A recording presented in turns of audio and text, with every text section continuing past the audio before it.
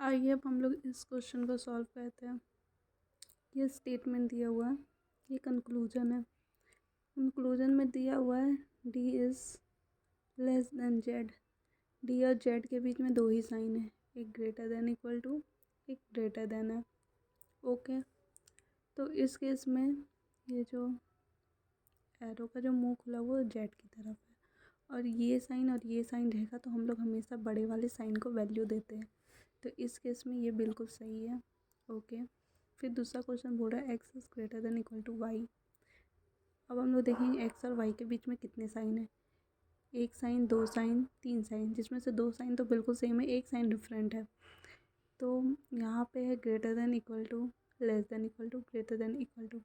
इसी केस में हम लोग को बोल रहा है कि x is greater than equal to y. तो यहाँ पे तो एक बार इसका मुंह इस साइड खुला हुआ, एक बार इस साइड खुला हुआ, तो ऐसे केस में ये गलत हो जाएगा। ठीक है, अब चलिए इस क्वेश्चन पे आते हैं। इस क्वेश्चन में बोल रहा है A is greater then S. इसके बीच में तीन साइन है, लेकिन हमें जो साइन है वो साइन तो है ही नहीं इसमें, हमें ग्रेटर देन ऑनली चाहिए। और यहाँ पे ग्रेटर देन इक्वल टू है, इक्वल टू, तो ऐसे में फाइंड करना बहुत मुश्किल है कि कैसे फाइंड करें, सही है या गलत है। ठीक है, तो ऐसे केस में ये तो गलत हो जाएगा। ओके, और यहाँ पे बोल रहा है ए इक्वल टू एस, या तो greater than equal to, equal to, greater than equal to, तो ऐसे में ये भी गलत हो जाएगा। तो इसको हम लोग आइदर और के केस में पढ़ते हैं। तो इस केस में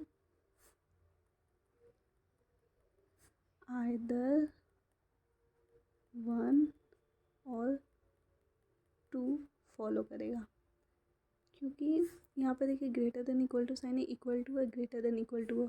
पहले केस में तो बोल रहा है कि ग्रेटर देन एस है, ठीक है, और दूसरे केस में बोल रहा है इक्वल टू एस है। तो ये दोनों हो भी सकता है, नहीं भी हो सकता है, इसलिए ऐसे केस में हम लोग आइदर 1 और 2 को फॉलो करते हैं। आइए last question, u is greater then b। ये u और b के बीच में तीन साइन है,